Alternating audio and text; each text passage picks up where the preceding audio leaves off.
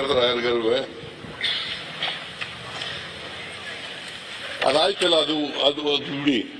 ಚಾಮರಾಜನಗರದಲ್ಲಿ ನಾನು ಡಿ.ಕೆ. ಶಿವಕುಮಾರ್ ಹೋಗಿದ್ದು 36 ಜನ ಸತ್ತೋದ್ರು. ಅವತ್ತು ಸುರೇಶ್ ಕುಮಾರ್ ಅವರು ಡಿಸ್ಟ್ರಿಕ್ಟ್ ಇನ್ಚಾರ್ಜ್ ಮಿನಿಸ್ಟರ್, ಸುಧಾಕರ್ ಆರೋಗ್ಯ ಮಂತ್ರಿ. ನೀವು ಹೋಗಿದ್ರಿ, ಇಬ್ಬರೇ ಸತ್ತದ್ದು. ಏನ್ ಬಂದ್ರು ಸರ್? ಆಕ್ಸಿಜನ್ ಇಲ್ಲೇ ಸತ್ತರು. ತನಿಖೆ ಆಯಿತು. 62 ಜನರಲ್ಲಿ 36 ಜನ ಆಕ್ಸಿಜನ್ ಇಲ್ಲೇ ಸತ್ತೋದ್ರು. ಅವತ್ತಾರಾದ್ರು ರಾಜೀನಾಮೆ ಕೊಟ್ಟು ತಪ್ಪಾಯ್ತು ಅಂತ ಹೇಳಿದ್ರ? ನಿಮ್ಮ ಸುಧಾಕರ್ ಹೇಳಿದ್ರ? ನೀವು ಅಬೇಟರ್ ಅಂತ ಕರೆದ್ರ ಅವ್ರಿಗೆ? ನೀವೇ ಡಿಸ್ಟ್ರಿಕ್ಟ್ ಇನ್ಚಾರ್ಜ್ ಮಿನಿಸ್ಟರ್. ನಾನಂತೂ ಅವತ್ತು ಅಶೋಕ್ ಅವರಿದ್ರು ಕ್ಯಾಬಿನೆಟ್ ಅಲ್ಲಿ ಪ್ಲೀಸ್, ಇವಾಗ ನನ್ನ ಹೆಸರನ್ನು ತೆಗೆದಿದ್ದೀರಾ ನೀವು? ತಂದಿರೋದಲ್ಲ, ನೀವು ಹೇಳ್ದಷ್ಟು ಕೇಳ್ತಾ ಇದ್ದೀನಿ.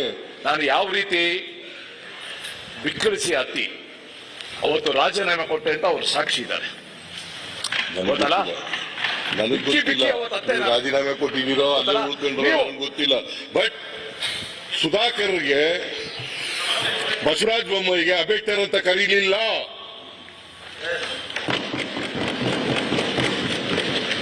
ನಮಗ್ ಮಾತ್ರ ಕರೆದ್ರಿ.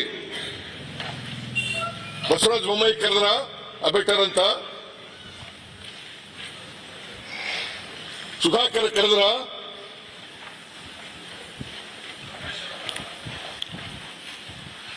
ಏನು ರಾಜಕೀಯಕ್ಕೋಸ್ಕರ ಬಳಸ್ಕೊಳ್ತಕ್ಕಂಥದ್ದಲ್ಲ. ದಯಮಾಡಿ ಇಂಥ ವಿಚಾರಗಳಲ್ಲಿ ಯಾರು ರಾಜಕೀಯ ಮಾಡಬಾರದು.